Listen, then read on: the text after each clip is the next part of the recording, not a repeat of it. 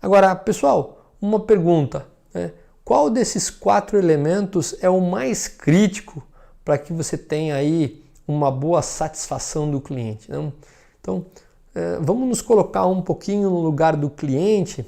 Nós, muitas vezes, na produção, temos aí os nossos vieses, né? Os nossos vícios, e como estamos mergulhados no dia a dia da produção, muitas vezes com um monte de problemas, a gente não consegue enxergar, mas do ponto de vista do cliente, que realmente analisa as peças recebidas e alguns outros elementos importantes, do ponto de vista dele, qual desses 4 elementos é o mais crítico? Então, fica aí um ponto de reflexão para que você pense, e daqui a pouquinho a gente vai revelar a você. Então vamos lá, pessoal. Para que a gente possa responder essa pergunta de qual daqueles 4 elementos do slide anterior é o mais importante do ponto de vista de cliente, vamos imaginar que agora você está fazendo compras em um supermercado, né? Então, o que a gente quer no supermercado? A gente quer chegar lá, comprar o que a gente quer, passar no caixa, pagar e ir embora. Então, realmente é isso que importa, você pegar o produto que você quer e não demorar muito na fila do supermercado. Então é isso que a gente quer. Então vamos dar uma olhadinha como que acontece no dia a dia, né? Já fizemos essa reflexão e agora vamos ver, né, a partir do momento que eu começo a me colocar aí no lugar de uma pessoa, né, ou quando a gente vai lá no supermercado fazer compras. Então, pessoal, se você pretende comprar o que você deseja no menor tempo possível, o que será que mais agrega valor nesse processo de compra lá no supermercado, né? Você quer pegar aquele produto e rapidamente passar no caixa, pagar e ir embora. Então, se você está observando, né, esse processo, o que mais importa para você? Então, está aqui aqueles primeiros 3 elementos, né? Eu tirei um pouco a compra certa, porque não vai adicionar muito a esse slide. Então vamos pensar um pouquinho, pessoal. A gente está lá no supermercado, né? O que é o tempo de toque lá no supermercado, ou o tempo de ciclo, né? É realmente o tempo em que aquela caixa ou aquela pessoa que está trabalhando no caixa, ela demora para passar ali o código de barras de um produto. Hoje, com o sistema de código de barra e scanner, é muito rápido, né? Por volta de alguns segundos, você tem aí o tempo de ciclo independente do alimento, né? Dá um pouquinho mais de trabalho quando o leitor não consegue fazer e ela precisa digitar, já gasta um pouco mais de tempo, mas eventualmente é muito raro que isso aconteça.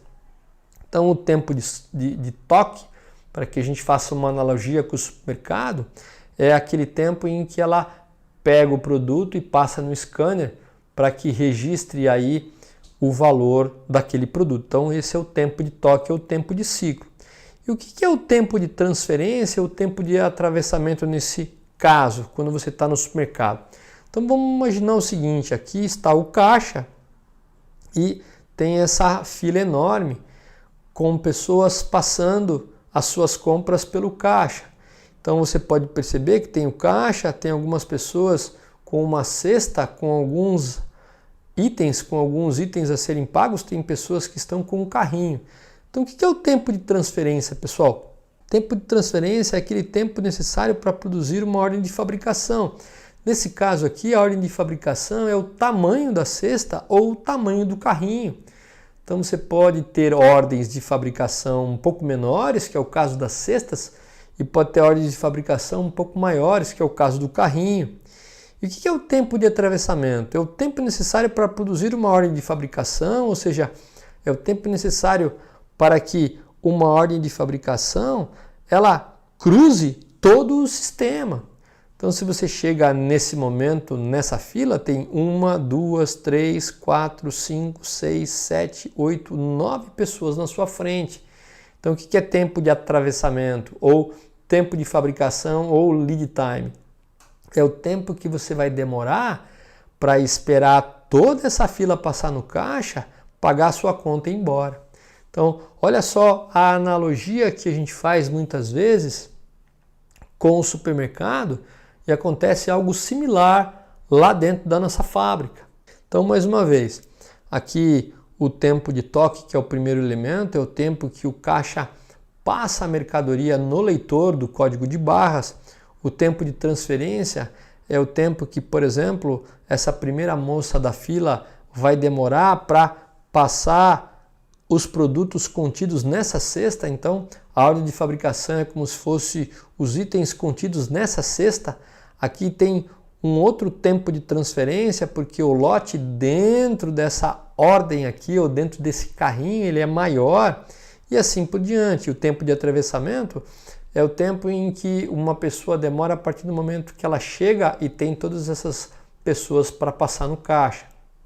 Então, esses três elementos, eles definem o seu desempenho de entrega. O quanto você consegue entregar rapidamente, de forma estável, o seu produto. Isso muitas vezes passa desapercebido dentro da fábrica, e a gente vai dar um exemplo daqui a pouco em relação a isso. Pessoal, perceba que o tempo de toque, o tempo de ciclo, que é aquele tempo em que o caixa ou a caixa está passando aquele item pelo código de barras, ele é muito pequeno se comparado com o tempo de transferência e principalmente em relação ao tempo de atravessamento, que é muito maior. E o tempo de toque ou o tempo de ciclo é que realmente agrega valor. Os outros tempos são considerados desperdícios pelo Lean. Então, você perceba bem, né? Se você for dividir aquele tempo de ciclo ou o tempo médio que o caixa passa para fazer a leitura do produto no scanner, dividido pelo tempo de fila, por exemplo. Então, é uma porcentagem de valor agregado que a gente chama muito menor do que 1%. Às vezes é menor do que 0,1%. Então, você vê como o tempo de fila ou o tempo de transferência, principalmente o tempo de atravessamento, né, que é o tempo de fila, ele realmente rouba muita produtividade. Ele realmente não agrega valor, é um grande desperdício, você precisa ter um controle grande em relação a isso. E o que é necessário então? É necessário que a gente tenha, por exemplo, uma condição parecida como essa. Você tem uma quantidade de pessoas na fila menor, sendo que o lote de transferência é muito menor. Você pode ver que eu não tenho um carrinho aqui, você tem aí algumas cestas que definem aí um tempo de transferência menor, então você tem um lote de transferência menor. Se você tem um lote de transferência menor e um tempo menor, que é realmente o que onera o processo, você vai passar rapidamente na fila. Então tá aí aquela percepção que muitas vezes a gente não olha no detalhe, que o caixa rápido, muitas vezes ao lado da gente, flui com muito mais velocidade, mesmo que a fila esteja um pouquinho menor. Por quê?